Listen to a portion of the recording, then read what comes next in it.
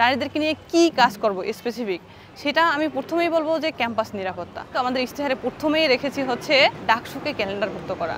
আমি চিন্তা করি যে আমি আমার কাজ দিয়ে এবং হচ্ছে স্টুডেন্টদের কাছে পৌঁছিয়ে আমি এই চ্যালেঞ্জটা মোকাবিলা করতে পারবো। এই ভবঘুরে এবং পাগল এইটাকে নির্মূল করতে চাই এবং বহিরাগতদের চলাফেরাটাকে নিয়ন্ত্রণ করতে চাই।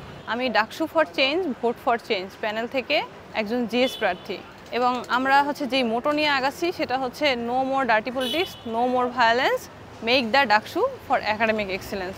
আমরা একাডেমিক এক্সিলেন্সের জন্যই মেইনলি কাজ করব। কিভাবে হচ্ছে আগের যে পুরনো রাজনীতি বা পুরনো কাজ থেকে বেরিয়ে এসে ডাকসুটাকে গণতান্ত্রিক চর্চার মাধ্যম হিসাবে কাজ করা যায় সেটা নিয়ে কাজ করব। নারীদেরকে নিয়ে কি কাজ করব স্পেসিফিক সেটা আমি প্রথমেই বলবো যে ক্যাম্পাস নিরাপত্তা। কারণ এটা মেয়েদের জন্য অনেক কনসার্নের জায়গা যে হচ্ছে আমাদের ক্যাম্পাসে নিজের ক্যাম্পাসে নিরাপত্তা নাই। কারণ দেখা যায় মেয়েরা টিউশন করে যখন আসে রাত হয়ে যায়, 9টা 10টার কাছাকাছি চলে আসে, তখন বিভিন্ন পাগল ভবেগুলো বহিরাগতদের দ্বারা হচ্ছে হেনস্থার শিকার হয়, হয়রানির শিকার হয়। এই ক্যাম্পাসটাকে আমি নিরাপদ করার হচ্ছে একটা প্রত্যাশা করি আর কি। আমরা এটা নিয়ে মানে কনসার্ন যে এটা নিয়ে কাজ করতে চাই। এই ভবঘুরে এবং পাগল এইটাকে নির্মূল করতে চাই এবং বহিরাগতদের চলাফেরাটাকে নিয়ন্ত্রণ করতে চাই।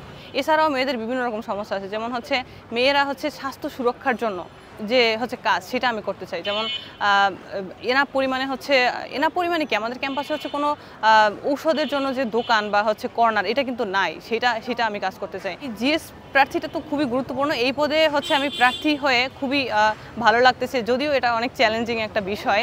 আমি চিন্তা করি যে আমি আমার কাজ দিয়ে এবং হচ্ছে স্টুডেন্টদের কাছে পৌঁছিয়ে আমি এই চ্যালেঞ্জটা মোকাবিলা করতে পারবো এবং স্টুডেন্টদের হচ্ছে মন জয় করতে পারবো এবং হচ্ছে আমি ভোটে এগিয়ে থাকবো ইনশাল্লাহ। স্টুডেন্টরা হচ্ছে তারা হচ্ছে প্রতিনিধি হিসাবে একজন নারীকে চাবে আশা করি। কারণ এই পর্যন্ত আমরা দেখছি জিএস অনেক ছিল যারা হচ্ছে পুরুষ, ডাকসুর ইতিহাসে মাত্র একজন নারী এসেছিলেন। এখন আমি চাচ্ছি যে স্টুডেন্টরা সেটা বিবেচনা করে যাতে হচ্ছে আমরা নারীদেরকে প্রতিনিধিত্ব করতে পারি, কাজ থেকে তাদের সমস্যাগুলোকে আইডেন্টিফাই করে তাদের অধিকার বাস্তবায়নে কাজ করতে পারি, সেটার জন্য তারা নারীদেরকেই প্রাধান্য দিয়ে সামনে আগায় রাখবে। আমরা যেই বিষয়গুলোতে ফোকাস করবো, আমরা কিন্তু আমাদের ইশতেহারে প্রথমেই রেখেছি হচ্ছে ডাকসুকে ক্যালেন্ডারভুক্ত করা।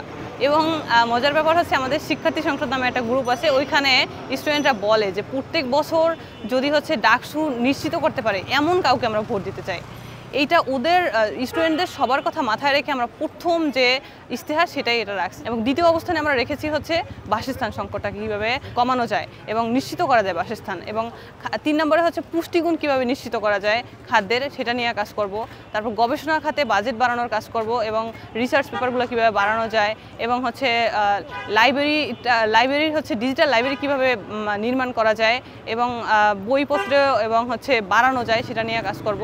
ঢাকা বিশ্ববিদ্যালয়ের হচ্ছে প্রাণের যে সংগঠনগুলো যেগুলো ছাড়া আসলে ঢাকা ইউনিভার্সিটি চলে না, সেগুলো হচ্ছে আপনার বিভিন্ন সাংস্কৃতিক সংগঠন বলেন, আপনার সামাজিক সংগঠন বলেন, ক্রিয়া বিষয়ক সংগঠন বলেন, সেইগুলোর কিন্তু হচ্ছে বাজেট দরকার এবং হচ্ছে ক্রিয়াশীল এবং গতিশীল করানোর জন্য আরও কাজ করার জায়গা আছে অনেকগুলো, সেটা নিয়েও আমরা অনেক কাজ করতে চাই। সাধারণ শিক্ষার্থীরা তো খুবই এক্সাইটেড, তাদের আমি অনেকের সাথেই কথা বলেছি, তারা খুবই মানে বলতেছে যে ফুল সাপোর্ট আপু, কোনো সমস্যা নাই, আমরা হচ্ছে আমাদের ওকে হলের ভোট কোথাও যাবে না। যতজনের সাথে আমি কথা বলছি যে তাদের সাথে কথা বলে এত ভালো লেগেছে, আমি আরও ইন্সপায়ারেশন পেয়েছি। আমি ভাবছি যে এইবার ডাকসু হওয়ার পর এটা যদি সফলভাবে হইতে পারে এবং নেক্সট টাইম যদি আমরা আরেকটা ডাকসু উপহার দিতে পারি, তাহলে হচ্ছে এই যে নারী শিক্ষার্থীর সংখ্যা আরও বাড়বে।